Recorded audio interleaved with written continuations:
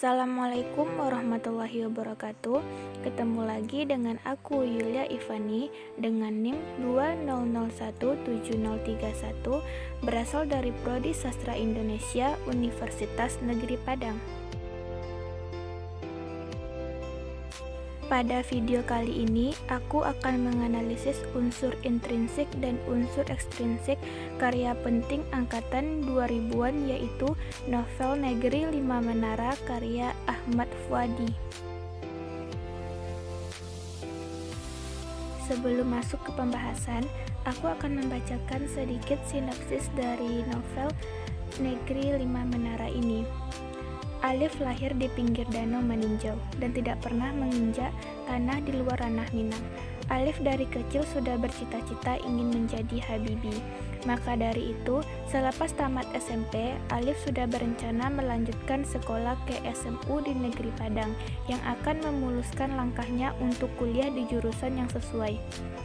Namun, Amak menginginkan Alif jadi penerus Buya Hamka, membuat mimpi Alif kandas. Alif diberi pilihan sekolah di sekolah agama atau mondok di pesantren. Sempat marah, tapi akhirnya Alif ikhlas karena Alif tidak ingin mengecewakan harapan orang tua, khususnya ibu. Alif pun menjalankan keinginan ibunya dan masuk pondok. Atas saran dari pamannya di Kairo, Alif kecil pun memutuskan untuk melanjutkan sekolah di pondok yang ada di Jawa Timur, yaitu Pondok Madani. Walaupun awalnya amat berat, dengan keputusan Alif yang memilih pondok di Jawa, bukan yang ada di dekat rumah mereka, dengan pertimbangan Alif belum pernah menginjak tanah di luar ranah Minang.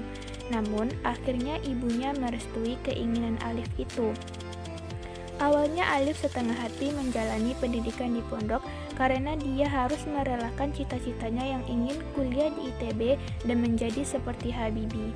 Namun, kalimat bahasa Arab yang didengar Alif di hari pertama di Pondok Madani mampu mengubah pandangan Alif tentang melanjutkan pendidikan di pesantren sama baiknya dengan sekolah umum. Mantra sakti yang diberikan Kiai Rais, pimpinan pondok, yaitu menjada wajada, siapa yang bersungguh-sungguh pasti berhasil. Dan Alif pun mulai menjalani hari-hari di pondok dengan ikhlas dan bersungguh-sungguh. Di Pondok Madani, Alif berteman dengan Raja dari Medan, Said dari Surabaya, Dul Majid dari Sumeneb, Atang dari Bandung, dan si jenius Baso dari Goa, Sulawesi. Ternyata, kehidupan di Pondok Madani tidak semudah dan sesantai menjalani sekolah biasa. Hari-hari Alif dipenuhi kegiatan hafalan Al-Quran, belajar siang malam, harus belajar berbicara bahasa Arab dan Inggris di 6 bulan pertama. Karena Pondok Madani melarang keras murid-muridnya berbahasa Indonesia. Pondok Madani mewajibkan semua murid berbahasa Arab dan Inggris. Belum lagi peraturan ketat yang diterapkan Pondok Madani pada murid yang apabila melakukan sedikit saja kesalahan dan tidak taat peraturan yang berakhir pada hukuman yang tidak dapat dibayangkan sebelumnya. Tahun-tahun pertama Alif yang kelima temannya begitu berat karena harus menyesuaikan diri dengan peraturan di Pondok Madani. Hal yang paling berat dijalani di Pondok Madani adalah pada saat ujian. Semua murid belajar 24 jam non-stop dan hanya beberapa menit tidur. Mereka benar-benar harus mempersiapkan mental dan fisik yang prima demi menjalani ujian lisan dan tulisan yang biasanya berjalan selama 15 hari. Namun, di sela rutinitas di Pondok Madani yang super padat dan ketat, Alif dan kelima temannya selalu menyempatkan diri untuk berkumpul di bawah menara masjid sambil menatap awan dan memikirkan cita-cita mereka ke depan. Di tahun kedua dan seterusnya, kehidupan Alif dan rekan-rekannya lebih berwarna dan penuh pengalaman menarik. Di Pondok Madani, semua teman, guru, satpam, bahkan kakak kelas adalah keluarga yang harus saling tolong-menolong dan membantu. Semua terasa begitu kompak dan bersahabat, sampai pada suatu hari yang tak terduga, Baso, teman Alif yang paling pintar dan paling rajin, memutuskan untuk keluar dari Pondok Madani karena permasalahan ekonomi dan keluarga. Kepergian Baso membangkitkan semangat Alif, Atang, Dul Majid, Raja, dan Said untuk menamatkan pondok madani dan menjadi orang sukses yang mampu mewujudkan cita-cita mereka, menginjak kaki di benua Eropa dan Amerika. Kini semua mimpi kami berenam telah menjadi nyata.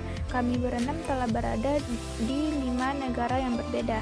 Sesuai dengan lukisan dan imajinasi kita di awan, aku atau Alif berada di Amerika, Raja di Eropa, sementara Atang di Afrika, Baso berada di Asia, sedangkan Said dan Dul Majid sangat nasionalis mereka di negara kesatuan Indonesia tercinta, di 5 menara impian kami. Jangan pernah remehkan impian, walaupun setinggi apapun, Tuhan sungguh maha pendengar.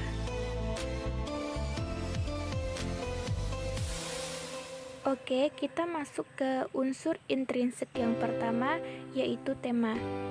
Adapun tema dari novel Negeri 5 Menara karya Ahmad Fuadi ini adalah pendidikan. Hal ini dapat dilihat dari latar tempat, yaitu di pesantren, di mana kegiatan utama yang dilakukan sehari-hari oleh tokoh utama adalah belajar. Yang kedua, plot atau alur.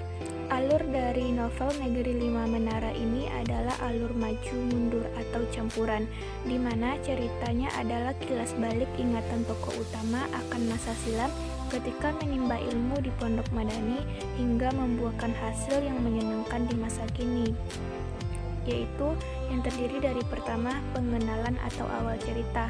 Awal cerita dalam novel ini dibuka oleh Alif yang telah tinggal di Washington DC, Amerika Serikat dengan pekerjaannya sebagai wartawan.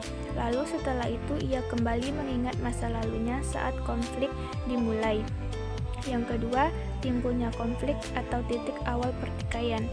Awal pertikaian dimulai saat Ama menyuruh Alif untuk tidak melanjutkan sekolahnya ke SMA tetapi ke pesantren, dan Alif menolak permintaan Ama pada saat baru diberitahukan.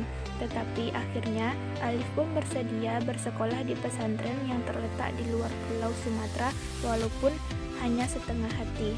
Dan hal ini bisa teman-teman lihat pada kutipan yang telah aku tulis ya. Selanjutnya, puncak konflik atau titik puncak cerita. Titik puncak cerita dimulai saat Alif sudah naik kelas 6 di Pondok Madani dan menjadi puncak rantai makanan alias kelas tertinggi di Pondok Madani. Yang selanjutnya, anti klimaks. Anti klimaks dalam novel ini dimulai pada saat Alif serta santri Pondok Madani lainnya akan mengadakan ujian akhir yang dilaksanakan oleh siswa tahun terakhir Pondok Madani. Dan yang terakhir, penyelesaian masalah. Pada akhirnya, setelah Alif menyelesaikan ujian pamungkas di Pondok Madani serta lulus dari Pondok Madani, cerita berbalik ke Alif yang telah sampai di London untuk bertemu dengan Atang dan Raja yang merupakan anggota Sahibul Menara. 3. Tokoh dan penokohan. Tokoh yang pertama ada Alif, yaitu tokoh utama. Dalam novel ini, tokoh ini bersifat protagonis. Alif digambarkan sebagai sosok generasi muda yang penuh motivasi, bakat, semangat untuk maju dan tidak kenal menyerah. Yang kedua, Baso. Dalam novel ini yaitu tokoh protagonis. Baso adalah teman Alif yang merupakan anak yang paling rajin dan paling bersegera disuruh ke masjid. Yang ketiga ada Raja. Dalam novel ini juga tokoh yang protagonis, berwatak percaya diri, ekspresif, dan pantang menyerah. Yang keempat, Said. Dalam novel ini juga tokoh protagonis, yaitu seorang laki-laki yang memberi motivasi, mempunyai sikap baik, dan berpikiran dewasa. Yang kelima, Dul Majid juga merupakan tokoh protagonis, yaitu seorang lelaki yang mandiri, jujur, tegas, dan setia kawan. Yang keenam ada Atang, juga merupakan tokoh protagonis yang berwatak menepati janji dan baik. Yang ke-7 ada Ustadz Salman. Dalam novel ini juga merupakan tokoh protagonis, yaitu wali kelas Alif, laki-laki muda yang bertubuh kurus, bersuara lantang, dan seorang yang kreatif. Dan yang terakhir ada Ama. Dalam novel ini merupakan seorang wanita parubaya yang ramah, rela berkorban, seorang ibu yang konsisten akan keputusannya dan bersifat adil. Keempat ada latar. Latar terbagi 3. Yang pertama, latar tempat. novel Negeri Lima Menara ini latar tempatnya yang pertama ada kantor Alif yaitu di Washington DC, rumah Alif meninjau Bukit Tinggi, Trafalgar Square atau di London, Pondok Madani, rumah Atang di Bandung, rumah Said di Surabaya, dan apartemen Raja di London. Dan hal ini dapat terlihat pada kutipan yang telah ada. Kedua, latar waktu. Latar dalam novel ini yang pertama dini hari, dibuktikan dengan kutipan, dalam perjalananku dari Padang ke Jawa Timur, aku sempat sekilas melewati Jakarta jam 3 dini hari. Yang kedua, pagi hari, dibuktikan dengan kutipan, sejak dari pagi buta, suasana Pondok Madani sudah heboh. Yang ketiga, sore hari, kutipannya, tidak siap menjawab pertanyaan interogatif di senja bergerimis dalam keadaan kepayahan ini. Dan yang terakhir, malam hari, kutipannya, malam ini adalah salah satu dari malam-malam inspiratif yang digubah oleh Ustadz Salman. Yang ketiga ada latar suasana. Suasana yang tergambar dalam novel ini yang pertama sepi, dibuktikan dengan kutipan, diam sejenak, sebuah pesan baru muncul lagi. Yang kedua, emosi. Sebelum mereka menyahut, aku telah membanting pintu dan menguncinya. Yang ketiga, takut. Kutipannya, aku katupkan mataku rapat-rapat, apa yang akan dilakukan Tyson ini padaku. Yang keempat, gugup. Kutipannya, kalimat yang sudah aku bayangkan tadi berantakan di bawah sorot mata Ustadz Thorik yang bikin ngilu. Yang kelima, bahagia. Dibuktikan dengan kutipan, dengan penuh kemenangan kami keluar dari gerbang Pondok Madani. Dan yang terakhir, suasana sedih. Buktinya, di ujung kelopak matanya aku menangkap kilau air yang baru siap luruh. Suasananya kini bergetar. 5. Sudut pandang. Dalam novel ini, penulis menggunakan sudut pandang orang pertama. Hal ini dikarenakan tokoh utama selalu menyebut dirinya dengan kata aku.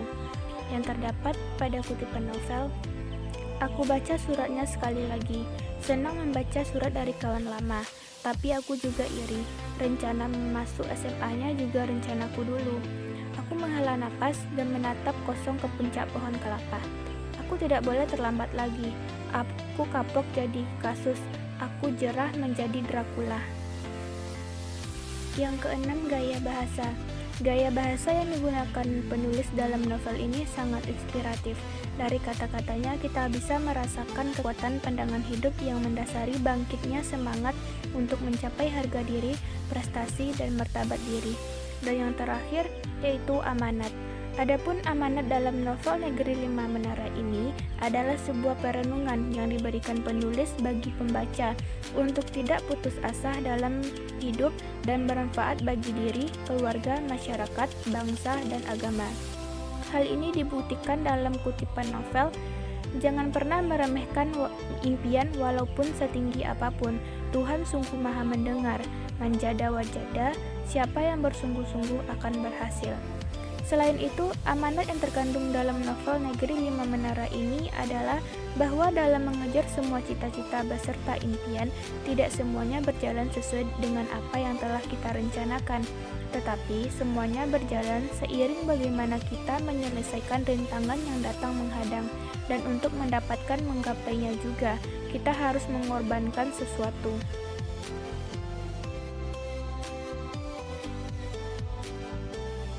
Next, kita masuk ke unsur ekstrinsik yang pertama, yaitu latar belakang pengarang.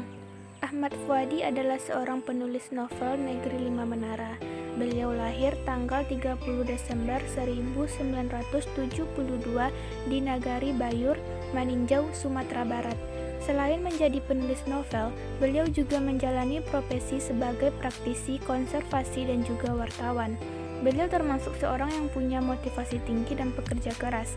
Orang tuanya berprofesi sebagai guru, ibunya sebagai guru SD, sedangkan ayahnya adalah guru sekolah madrasah. Unsur ekstrinsik yang kedua adalah nilai-nilai yang terkandung dalam novel Negeri Lima Menara. Yang pertama, ada nilai agama. Novel ini menceritakan tentang kehidupan sekitar pesantren, sehingga banyak mengajarkan nilai agama yang tidak terdapat pada novel-novel lain. Salah satu bukti itu adalah kalimat manjada wajada, yang berarti siapapun dapat meraih cita-citanya asal ia bersungguh-sungguh. Yang kedua, nilai moral. Kebersamaan Sahibul Menara dalam menghadapi kerasnya pendidikan di pesantren mengajarkan bahwa sebagai penuntut ilmu, kita harus sabar dan tidak pantang menyerah menuntaskan apa yang telah dimulai.